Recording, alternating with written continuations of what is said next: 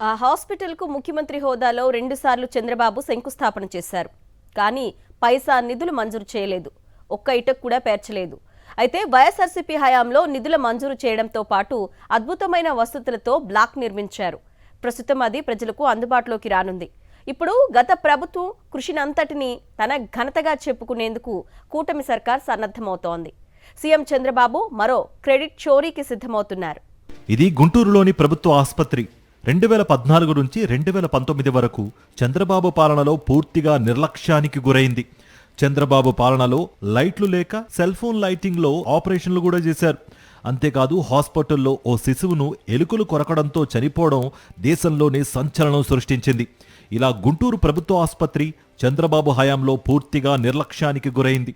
అయితే ఈ ధర్మాసుపత్రికి గుంటూరు చుట్టుపక్కల జిల్లాలతో పాటు పక్క రాష్ట్రాల నుంచి కూడా భారీ స్థాయిలో పేదలు వచ్చి చికిత్స పొందుతూ ఉంటారు.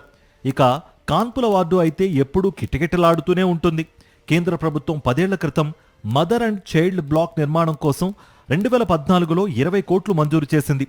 దీనికి రాష్ట్ర ప్రభుత్వం మరికొంత గ్రాంట్ వేసుకుని ఆ బ్లాక్ నిర్మాణం చేపట్టాల్సి ఉంది.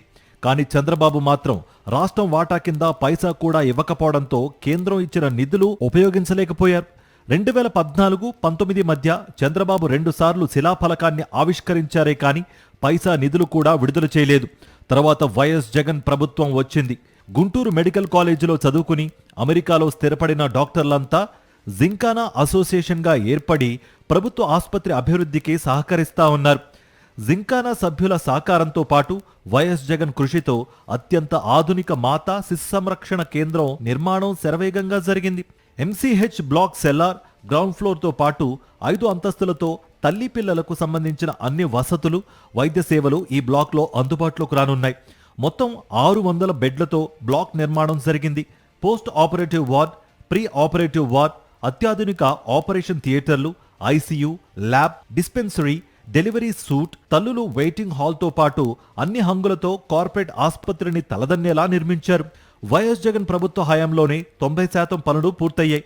కూటమి ప్రభుత్వం వచ్చిన తర్వాత ఎంసీహెచ్ బ్లాక్ నిర్మాణం పనులపై పెద్దగా దృష్టి పెట్టకపోవడంతో 10% పనులు పూర్తి కావడానికి కూడా 1.5 ఏళ్ల సమయం పట్టింది. ఈ జిమ్ఖానాకి సంబంధించినటువంటి అప్పట్లో ఉన్నటువంటి ప్రెసిడెంట్ ఆల శ్రీనివాసరెడ్డి గారు అని ఉండేవారు. వారిని టచ్లోకి తీసుకోవడము, సమస్య గురించి కనుక్కోవడము, వారితో మేము మాట్లాడము, డిపార్ట్మెంట్ అందరూ కూడా మాట్లాడి ఆ మెంబర్స్ని కూడా కొంతమందిని ఇక్కడ కలవడము, ఆ తర్వాత వాళ్ళందరితో ఒక జూమ్ కాన్ఫరెన్స్ ఏర్పాటు చేసుకొని దీని గురించి ఈ ఎంసీహెచ్ కన్స్ట్రక్షన్ గురించి డిస్కస్ చేసుకోవడం అనేది జరిగింది.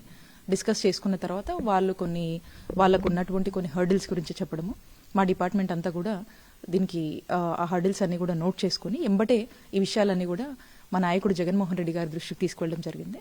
ఆ ఇష్యూస్ అన్ని కూడా సార్ట్అవుట్ చేస్తూ 6 కోట్లకు సంబంధించి వాళ్ళకి ఏదో ఇష్యూ ఉండింది. ఆ గత కాంట్రాక్టర్తో ఏదో సమ్ ఇష్యూస్ ఉంటే ఆ 6 కోట్లు తక్షణమే గవర్నమెంట్ సైడ్ నుంచి కట్టి ఆ ఇష్యూస్ అన్ని కూడా సార్ట్అవుట్ చేసి ఫర్దర్ దాని కన్స్ట్రక్షన్కి ఎటువంటి ఇబ్బంది లేకుండా దాన్ని ప్రాసెస్ చేయడం జరిగింది. ఇలా ప్రతి అడుగులోనూ ఎంసీహెచ్ బ్లాక్ నిర్మాణానికి నిధులు మంజూరులో, పనుల పర్యవేక్షణలో నిర్లక్ష్యంగా ఉన్న కూటమి ప్రభుత్వం ఇప్పుడు ఎంసీహెచ్ బ్లాక్ను తమ క్రెడిట్గా చెప్పుకునేందుకు చేస్తున్న ప్రయత్నాలు అందరినీ ఆశ్చర్యానికి గురిచేస్తోంది.